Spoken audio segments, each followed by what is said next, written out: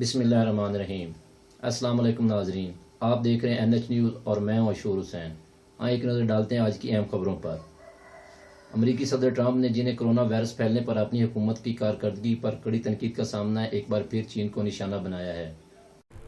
امریکی صدر ٹرمپ نے جنہیں کرونا وائرس پھیلنے پر اپنی حکومت کی کارکردگی پہ کڑی تنقیدوں کا سامنا ہے، ایک بار پھر چین کو نشانہ بنایا ہے۔ صدر ٹرمپ نے رائٹرز کو انٹرویو دیتے ہوئے ایک بار پھر چین کو نشانہ بنایا اور دعویٰ کیا کہ امریکہ کے 2020 کے صدارتی انتخابات میں ٹرمپ کو شکست دلوانے کے لیے چین کچھ بھی کرنے کے لیے تیار ہے۔ انہوں نے کہا کہ چین نے امریکہ کے صدارتی انتخابات میں جو بائیڈن کی کامیابی کا خواہاں ہے تاکہ ان کی حکومت نے تجارتی اور دیگر مسائل میں چین پر جو دباؤ ڈالا ہے اسے کم کیا جا سکے۔ کورونا وائرس کے پھیلاؤ کو روکنے میں ناکامی اور ناتوانی کی بنا پر امریکی صدر ٹرمپ کو اس وقت شدید نکتہ چینی کا سامنا ہے۔ انہوں نے اس سلسلے میں کچھ عرصے قبل عالمی ادارے صحت پر بھی چین کی حمایت کا الزام عائد کیا تھا۔ ٹرمپ نے کورونا وائرس سے بچنے کے لیے سماج میں ایک دوسرے سے فاصلہ رکھے جانے کے بارے میں بنائے جانے والے قوانین پر عمل کی مدت میں توسیع کی مخالفت کرتے ہوئے جمعرات سے اس قانون پر عمل کو بھی غیر ضروری قرار دے دیا ہے۔ ایران کے طلبہ تنظیموں کے وفاق نے عالمی اداروں کے نام ایک خط میں کرونا وائرس کی تیاری میں امریکہ کے کردار کے بارے میں تحقیقات کرائے جانے کا مطالبہ کیا ہے۔ ایران بھر کی 20 سے زائد طلبہ تنظیموں کی جانب سے اقوام متحدہ کے سیکریٹری جنرل اور انسانی حقوق کونسل کی صدر کے نام ارسال کیے گئے خط میں دنیا میں بائیو ٹیررزم کے فروغ میں امریکہ کے انسانیت سوز اقدامات کے بارے میں اب تک منظر عام پر آنے والی اطلاعات کی جانب اشارہ کیا گیا ہے۔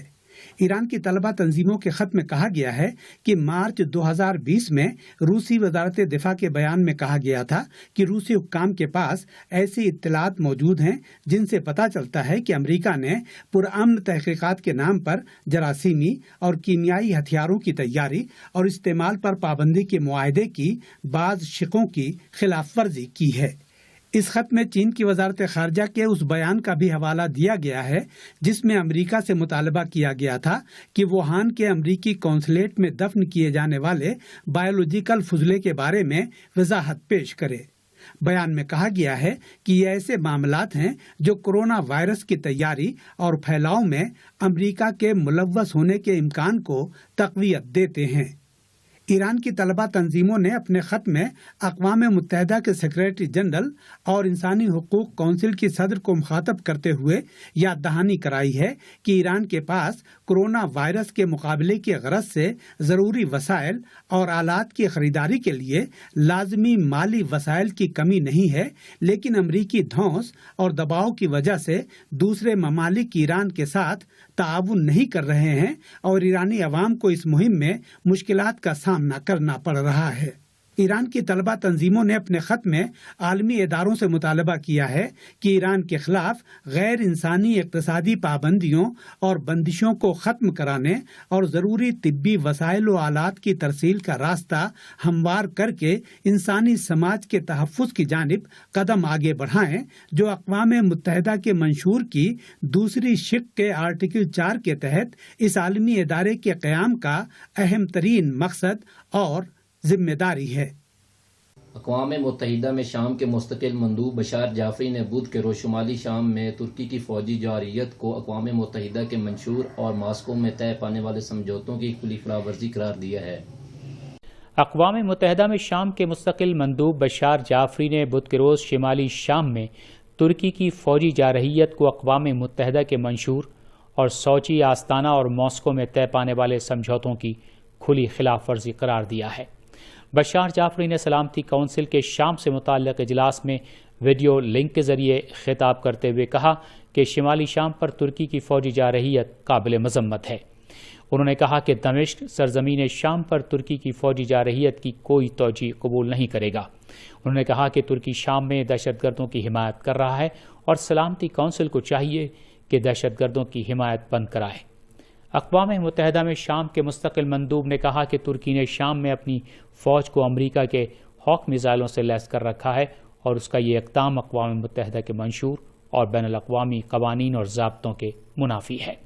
انہوں نے جبہت النصرہ اور حزب ترکستانی جیسے ترکی کے حمایت یافتہ دہشت گرد گروہوں کی جدید قسم کے ہتھیاروں تک دسترسی پر بھی سخت خبردار کیا اور کہا کہ اس کے المناک نتائج برآمد ہوں گے۔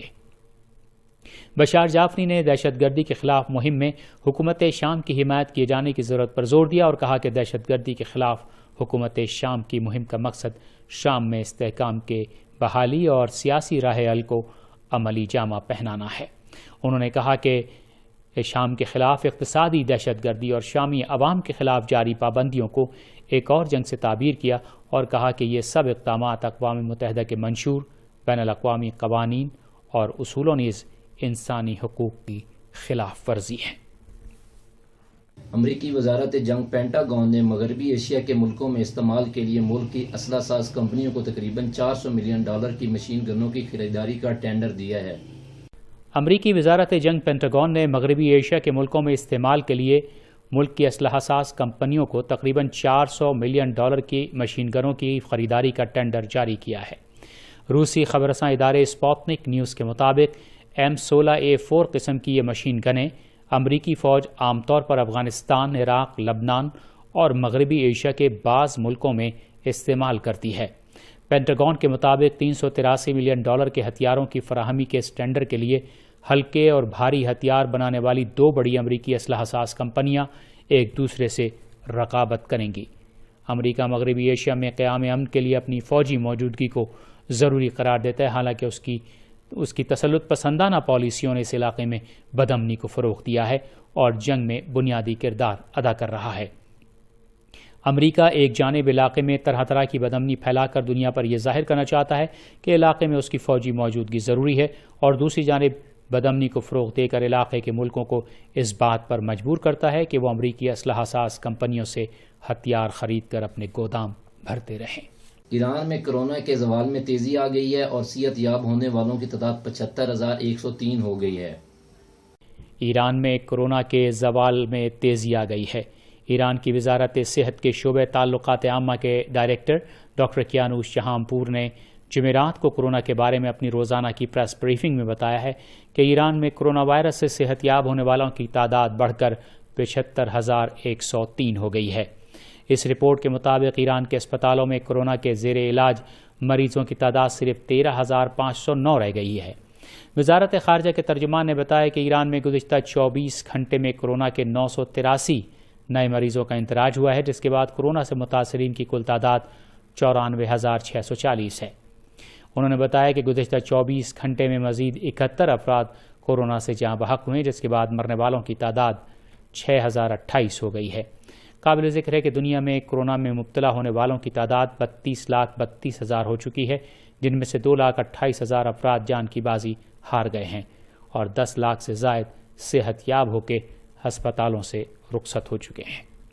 پاکستان میں کورونا میں مبتلا افراد کی تعداد 15,000 سے تجاوز کر گئی ہے اور اموات 350 کے قریب پہنچ چکی ہیں۔ پاکستان میں کورونا میں مبتلا افراد کی تعداد 15,000 سے متجاوز اور اموات 350 کے قریب ہو چکی ہیں۔ پاکستانی ذرائع کے مطابق گزشتہ 24 گھنٹے میں ملک میں مزید 874 افراد کے کورونا وائرس میں مبتلا ہونے کی تصدیق کی گئی ہے، جس کے بعد اس موذی وائرس میں متاثرین کی تعداد 15,759 ہو گئی ہے۔ اس رپورٹ کے مطابق پاکستان میں 24 گھنٹے میں کورونا سے مزید 19 افراد کی موت واقع ہوئی، جس کے بعد اس وائرس سے مرنے والوں کی تعداد 346 ہے۔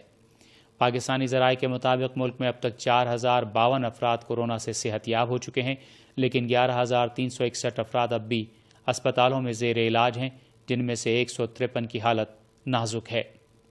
پاکستان میں کورونا کے مریضوں کی سب سے زیادہ تعداد صوبہ پنجاب میں 6,061 ہے، جبکہ کورونا سے ہونے والی اموات کی تعداد 103 ہو گئی ہے۔ دوسرے نمبر پر بدستور صوبہ سندھ ہے، جہاں کورونا سے متاثرین کی تعداد 5,695 بتائی گئی ہے، جن میں سے 100 افراد جان کی بازی ہار چکے ہیں۔ کورونا سے مرنے والوں کی سب سے زیادہ تعداد صوبہ خیبر پختونخوا میں ہے۔ اس صوبے میں 2,313 افراد کورونا میں مبتلا ہوئے ہیں اور مرنے والوں کی تعداد 122 سے زائد ہو چکی ہے۔ بلوچستان میں کورونا سے متاثرین کی تعداد 978 اور اموات 14، گلگت بلتستان میں متاثرین 333، جاں بحق ہونے والوں کی تعداد 3، اسلام آباد میں متاثرین 313، اموات 4 اور پاکستان کے زیر انتظام کشمیر میں متاثرین کی تعداد 66 ہے، جبکہ کوئی موت ریکارڈ نہیں کی گئی ہے۔ NH نیوز سے فی الوقت اتنا ہی. دیکھتے رہیں NH نیوز. خدا حافظ.